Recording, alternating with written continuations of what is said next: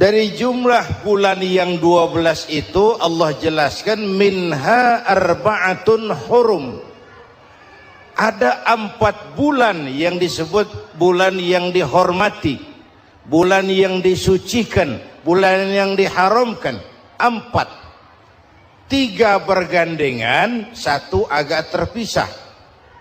Yang bergandengan itu Rajab, Sya'ban, Ramadan. Yang agak terpisah itu Muharram. Ini 4 bulan yang dihormati disebut Ashhurul Hurum. Saudara-saudara, Muharram ini salah satu dari 4 bulan yang istimewa. Kenapa? Banyak peristiwa besar yang terjadi di bulan Muharram. Hampir semua nabi dan rasul berkaitan dengan Muharram ini. Hampir semua nabi dan rasul. Kita akan kutip beberapa saja dalam konteks kekinian. Pertama, Allah menerima taubatnya Nabi Adam pada hari ke-10 bulan Muharram. Adam itu bapak moyang kita. Dosanya 1, makan buah khuldi. Dikeluarkan dari surga. Kita dosanya banyak, kepengen masuk, nggak nyambung. Hai Adam, dari tidak ada kamu saya adakan. Saya perintahkan tinggal di surga. Merasa sepi sendirian, saya ciptakan Siti Hawa supaya kamu tenang. Kamu boleh nikmati semuanya. Ini boleh, itu boleh, ini boleh, itu boleh. Makan, makanlah yang kau mau. Minum, minumlah yang kau suka. Pakai, pakailah yang kau senang. Satu yang saya minta, jangan dekati pohon khuldi. Itu kau tidak sanggup, keluar. Diusir dari surga. Sujud Nabi Adam. Kata riwayat 40 tahun sujud. Membaca Rabbana zalamna anfusana wa illam taghfir lana wa tarhamna lanakunanna minal. Itu namanya istighfarnya Nabi Adam. Istighfar itu kan mengucapkan astagfirullah. Basmalah membaca bismillah. Jangan kayak teman saya disuruh banyak-banyak baca istighfar, benar-benar dia baca istighfar, istighfar, istighfar. Bukan itu maksudnya. Nah, maka salah satu amalan yang sangat dianjurkan di bulan Muharram ini memperbanyak istighfar. Tidak ada orangnya yang tidak. Ayo jujur, ini yang kumpul di sini semua, ada nggak yang nggak punya dosa? Yang merasa nggak punya dosa, ayo ke depan. Ada? Tidak ada. Setiap kita, entah kecil entah besar, sengaja terlupa, pasti mempunyai yang namanya khilaf dan salah. Dan Allah Tuhan kita bukan Tuhan pendendam. Allah Tuhan kita Tuhan yang ramah dan rahmah. Manusia, dosamu banyak, tapi ampunanku lebih banyak. Salahmu besar, rahmatku jauh lebih besar. Kau sujud di hadapanku, aku bangga melihatnya. Kau menangis di hadapanku, aku senyum melihatmu. Kau berjalan menujuku, aku berlari menyambutmu. Karena itu amalan yang sangat dianjurkan di bulan Muharram ini memperbanyak istighfar. Itu kalau istighfarnya Nabi Adam. Ada istighfarnya Nabi Yunus. Ibu kenal Nabi Yunus? Di mana kenalannya? Sok tahu. Nabi Yunus itu ketika berdakwah kepada kaumnya yang bandel, memberikan peringatan, kalau kalian tidak mau beriman akan turun azab. Kapan Yunus? Akan. Kenapa mesti akan? Sekarang aja kalau mau saya tungguin. Kurang ajar betul ini umat. Akhirnya Nabi Nuh menghindar. dengan perhitungan kalau azab tidak turun saya sudah jauh, meragukan janji Tuhan.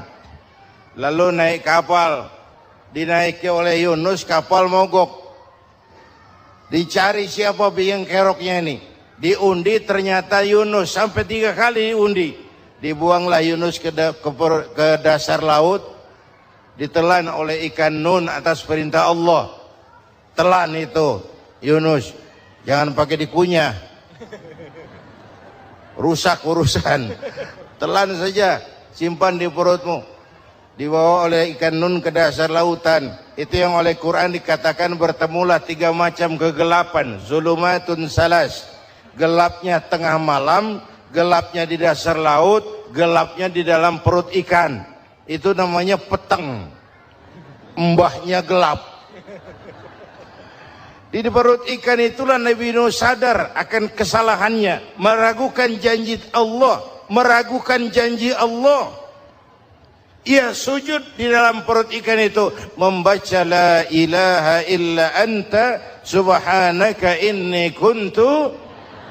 Itu istighfarnya Nabi Yunus. Dibacakan istighfar begitu, ikan sakit perut, Pak. Di dasar laut kemana mau cari apotik? Dia naik ke permukaan, memuntahkan isi perutnya, Nabi Yunus keluar dengan selamat. Itu pun terjadi pada hari ke-10 bulan Muharram. Istighfar intinya itu. Itu amalan utama bulan Muharram, memperbanyak istighfar. Allah selamatkan Nabi Nuh dari bahtera banjir yang luar biasa 10 Muharram. Allah selamatkan Nabi Ibrahim dari pembakaran Raja Namrus 10 Muharram. Setelah Nabi Ibrahim itu menghancurkan berhala-berhala, Abrahat pulang mau ibadah, lihat Tuhannya berantakan, marah besar. Siapa yang menghancurkan Tuhan-Tuhan kita ini? Ada yang lapor, kami lihat Ibrahim. Tangkap. Belum ada bukti, tangkap dulu yang penting, bukti belakangan. Tangkap. Wah, dikerahkanlah aparat, tangkap Nabi Ibrahim, disidang langsung oleh Abrahat, oleh Namrus maksud saya. Ibrahim, kau yang menghancurkan berhala-berhala kami ini, Tuhan-Tuhan kami. Siapa bilang? Ada yang lapor. Saya dengar enggak semua berhala itu hancur, ada yang paling besar. Angkat tangan, saya lihat ada kampak di tangannya. Barangkali yang besar itu iseng tuh, yang kecil-kecil dikampakin. Tanya aja sama dia, kamu gila? Kenapa? Masa kami disuruh nanya berhala? Nggak bisa jawab. Nggak bisa jawab. Lah kenapa disembah? Lebih gila mana sih? Tahu nggak bisa jawab kenapa disembah? Kurang ajar kamu Ibrahim. Bakar, dibakar. Ketika Ibrahim dilempar ke kobaran api yang menggunung, Allah perintah api, ya naru kuni bardan wa salaman ala Ibrahim. Hai api, dinginlah sampean. Api Madura waktu itu, Pak. Hai api, dinginlah sampean, selamatkan Ibrahim. Api tunduk kepada perintah Allah. Ibrahim masuk ke kobaran api, selembar rambut pun tidak terbakar. Kenapa? Apinya tunduk kepada perintah Allah. Kenapa? Karena Ibrahim orang yang takut kepada Allah. Api tunduk kepada perintah Allah. Kalau kita baca ayat itu, masuk ke api, mateng.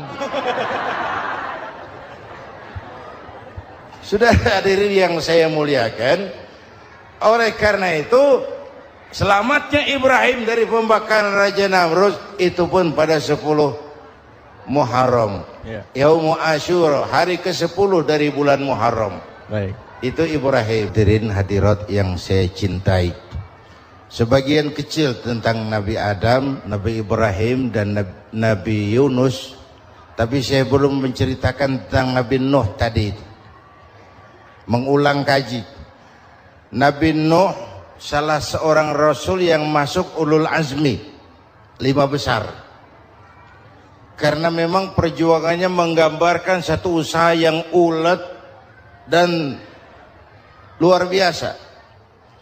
Beliau diberi umur 950 tahun, lalu berdakwah selama 900 tahun, sore, pagi, siang, malam, dapat pengikut tidak lebih 80 orang, rata-rata 10 tahun satu. Kalau saya minta berhenti aja jadi nabi, Pak. Ustadz mana masih mau buka pesantren, 10 tahun buka pesantren yang nyantri cuma satu. Pedagang mana yang masih mau dagang, 10 tahun dagang yang beli satu. Pimpinan partai mana yang masih mau kampanye, 10 tahun buka partai yang nyoblos satu. Bangkrut. Umatnya bandel, kurang ajar, durjana, bajingan, tengik. Umatnya Nabi Nuh ini kalau diceramahi telinganya ditutup dengan tangannya. Nabi Nuh akhirnya rekes. Tuhan, siang malam saya berdakwah kepada umat ini. Tiap kali saya sampaikan dakwahmu, mereka tutup telinganya dengan tangannya. Alergi dengar ceramah. Apa itu ceramah? Non profit. Saudara-saudara, jadi mau kamu gimana, Nuh? Sudah Tuhan, habiskan saja orang kafir. Nanti kalau punya anak, anaknya pun kafir lagi. Lebih baik bapak moyangnya sikat habis. Biasanya kalau bapak kalong, anak kampret. Bapak nyolong, anak nyopet. Fotokopi gimana aslinya? Hampir habiskan saja. Itu mau kamu, Nuh? Iya. Oke. Nanti aku turunkan banjir, Nuh. Buat kapal. Dengan apa saya harus buat kapal, Nuh? Ya dengan kayu, kata Tuhan. Kayunya dari mana, Tuhan? Ya dari pohon, Nuh. Pohonnya belum ada, Tuhan. Ya tanam dulu, Nuh. Bikin kapal, kayunya nanam pohon. Apa artinya? Perjuangan perlu kesabaran. Sukses itu ada prosesnya. Nggak bisa simsalabim abracadabra lalu kita mau sukses. Semua ada prosesnya, walaupun kenyataannya begitu. Sukses banyak bapaknya, gagal itu yatim. Kalau kita sukses banyak yang ngakuin. Yang baru ketemu pakai manggil encing. Ketemu baru, tapi sukses banyak bapaknya. Gagal yatim, gak ada yang mau ngakuin kalau kita gagal itu.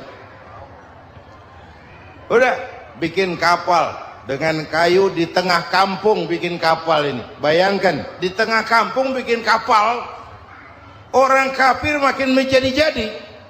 Lihat Nuh, kenapa? Makin sarap. Bikin kapal di tengah kampung, mau belayar kemana? Tuh lihat, kalau orang nggak tahu tujuan, mountain setengah jalan. Proses yang dinilai bukan finalnya. Ya kayak gitu kesimpulannya, saya enaknya sendiri. Bikin kapal. Kapal mendekati selesai, ini orang kafir rame-rame datang ke kapal Nuh. Mau apa? Buang najis.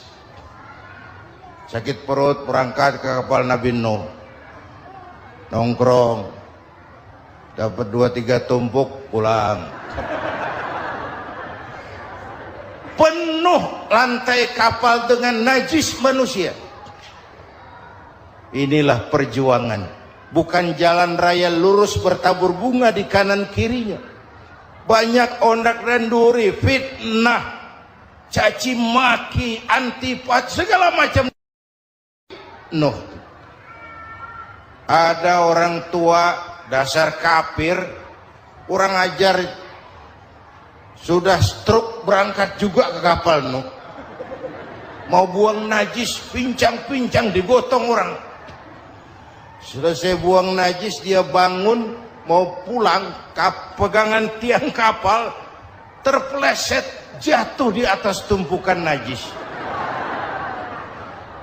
Terjadi keajaiban, yang struknya sembuh, lumpuhnya hilang, berangkat digotong-gotong pulang jalan gagah sekali. Tapi orang kampungnya heran, ente sudah sembuh? Sudah. Berobat di mana? Kok begitu paten? Di kapal Nuh. Masih banyak.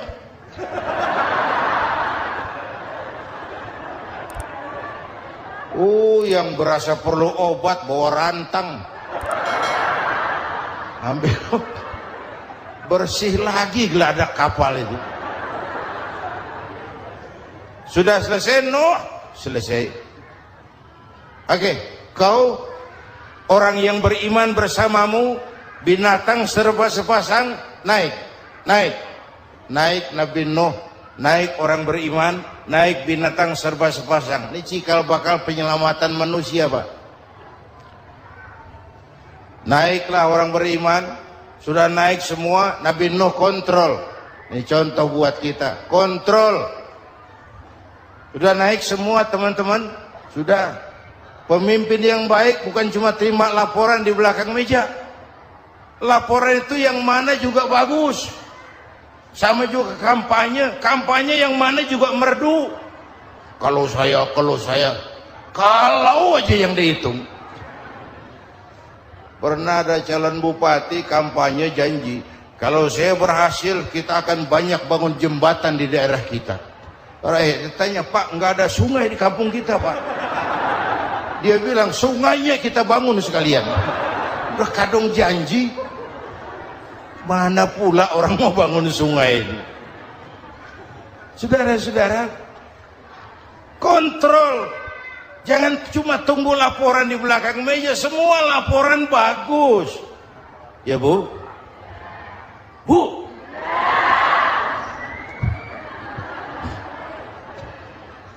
Nabi Nuh kontrol. Sudah naik semua. Sudah Nuh. Pulan bin Pulan naik. Naik Nuh. Paimin bin Tukijo. Naik. Kami lihat naik. Ada orang Jawa juga, Kiai? Ada. Sudah kontrol. Kanan anak saya ikut nggak naik kapal? Kami tidak lihat itu Nuh. Kanan. Ini potret. Bapaknya aktif ke masjid, ibunya rajin ke majelis taklim, anaknya keleleran kemana-mana. Bukan di sini, di Prancis. Udah di sini insya Allah sama.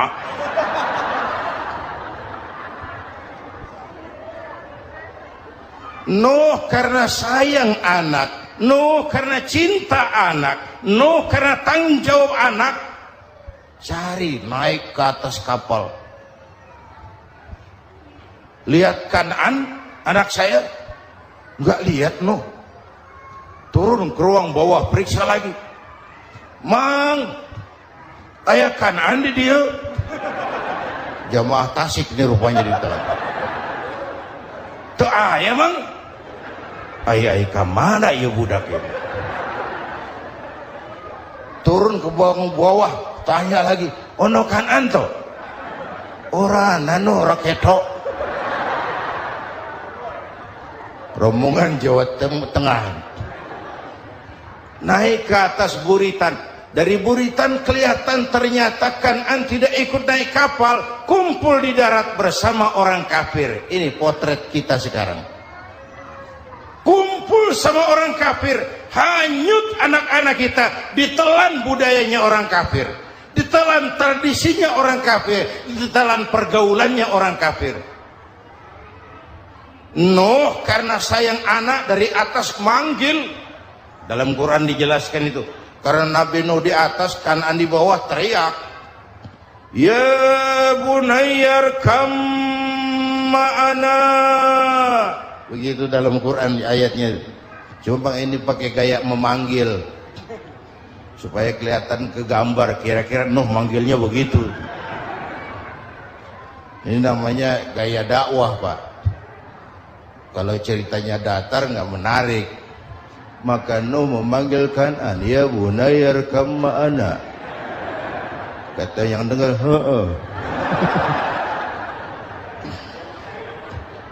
ini gaya orang manggil, ya bunayya arkam ma'ana. Kan'an, kesini nak, naik kapal sama papi. Kata Kan'an di bawah itu, enggak mau papi, John di sini saja. Kata Nuh, jangan nak, Allah sedang murka, akan turun banjir. Kalau datang banjir papi, sa'awi ila jabalin ya'simuni minal ma', saya akan naik ke gunung tinggi yang bisa menyelamatkan saya dari banjir. Kan'an naik ke gunung, gunung dihantam banjir, Kan'an mati sampai sekarang. Yang kelima, Nabi Musa, kisah Muharramnya ini.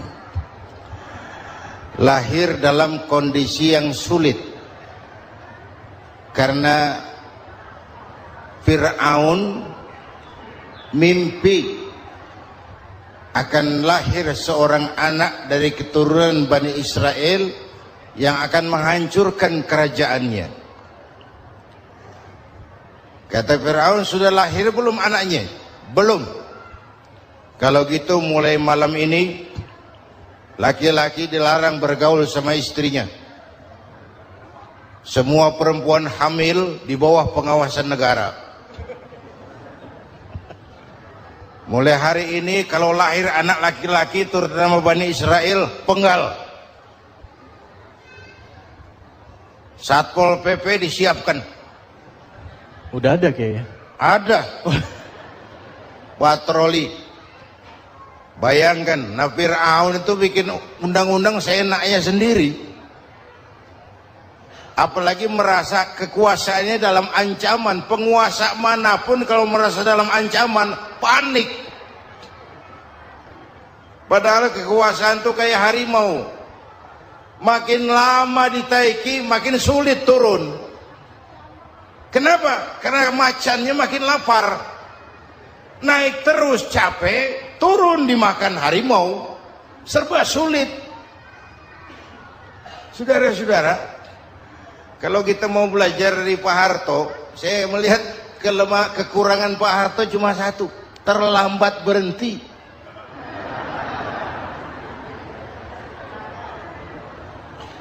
Terlambat berhenti. Di sekelilinginya banyak tukang jilat, tukang semir. Pak, kalau tidak ada bapak kami bagaimana, Pak? Saudara hadirin yang saya hormati, maka sering saya ingatkan, temanmu yang sejati adalah teman yang membuat kamu jadi benar, bukan teman yang selalu membenarkan kamu. Berapa banyak pejabat-pejabat hancur karena selalu dibenarkan oleh lingkungannya. Bapak benar, Pak. Bapak bijaksana, Pak. Itu tepat, Pak. Benar. Buang angin pun, kata kelilingnya, oh Bapak sehat.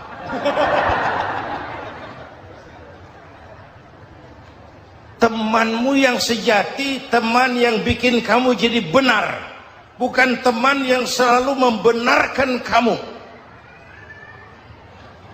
Bapak Ibu hadirin yang saya hormati, tapi kehendak Allah terjadi.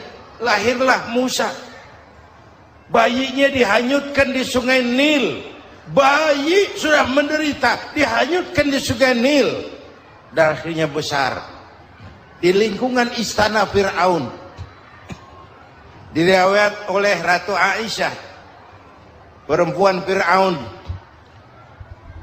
setelah mulai berjuang, terjadilah itu. Musa dan pengikutnya dikejar oleh Fir'aun. Sampai di tepi laut, Allah wahyukan Musa, lempar tongkatmu ke laut. Dalam kondisi darurat, mukjizat tiada jalan. Kondisi darurat. Kalau tidak, mukjizat itu maunya Allah, bukan maunya Nabi. Nabi nggak kuasa, Allah yang mau. Tapi hidup Nabi bukan mukjizat, manusiawi. Tidak mentang-mentang ada mukjizat tongkat, tiap sulit main tongkat, nggak usah berjuang kalau begitu. Itu darurat menyelamatkan umat. Tongkat dilempar ke laut, laut terbelah. Laut terbelah. Itu secara visualnya bisa kita lihat dalam film The Ten Commandments. Udah nonton belum? Urusan nonton kalah sama Ustadz bagaimana sih? Ten Commandments, 10 firman Tuhan. Tekniknya bagus tuh. Bagaimana laut terbelah. Musa lewat, Fir'aun mengejar. Musa sampai di ujung sana, Fir'aun masih di sama tengah perjalanan. Laut nutup kembali. Laut menutup kembali, Fir'aun tenggelam. Cengap-cengap di lautan. Begitu napas sampai di tenggorokan, Fir'aun sambil cengap-cengap itu, amantu bi Rabbi Musa wa Harun. Duh, kalau begini mah saya juga percaya sama Tuhannya Musa. Mereka mau jengkel, goblok loh. Terlambat sekarang. Tenggelamin terus. Modar. Musa selamat. Fir'aun mati. Jenazahnya, jasadnya terdampar di pinggir laut.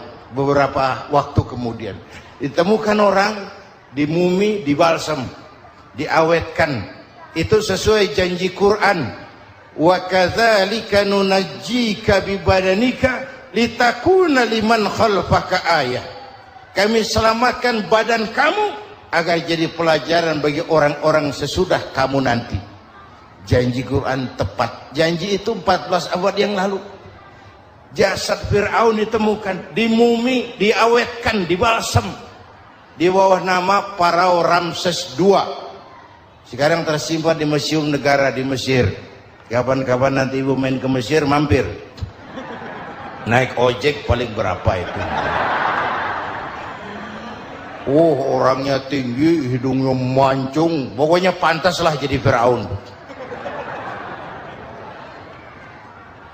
Selamatnya Musa di kejaran Firaun di ujung sana itu terjadi pada hari ke-10 bulan Muharram, yang oleh orang Nasrani diperingati dengan hari raya Paskah. Mereka melaksanakan puasa, mensyukuri nikmat keselamatan dari kejaran Fir'aun. Makanya kalau kita ikut puasa di bulan Muharram, bukan mengikuti syariatnya Nasrani, salah. Karena Nabi mengajarkan, itu sumbernya. Bukan ikutan sama ibadahnya Israel. Tapi memang agama ini kan merupakan mata rantai. Datang Rasul baru melengkapi Rasul sebelumnya, datang Rasul baru melengkapi Rasul sebelumnya. Mata rantai yang berkaitan. Setelah Muhammad selesai, selesailah tugas Nabi dan Rasul. Selesailah misi Nabi dan Rasul. Tidak ada Nabi lagi sesudah Nabi Muhammad. Itu harga mati, titik. Gak ada kompromi. Siapapun sekarang ini nggak datang ngaku jadi Nabi, wajib tidak percaya. Wajib tidak percaya. Tapi kaitannya memang kita bilang Nasrani, orang bahasa Arab, bahasa Ibraninya Nazaret, Nasiroh, Nazaret. Itu beda dialek. Kita Daud, dia David.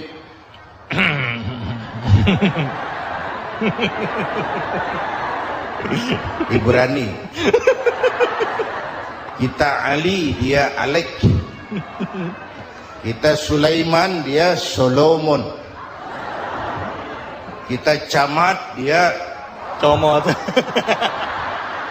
Ini yang ngomong ini comot sembarangan nih.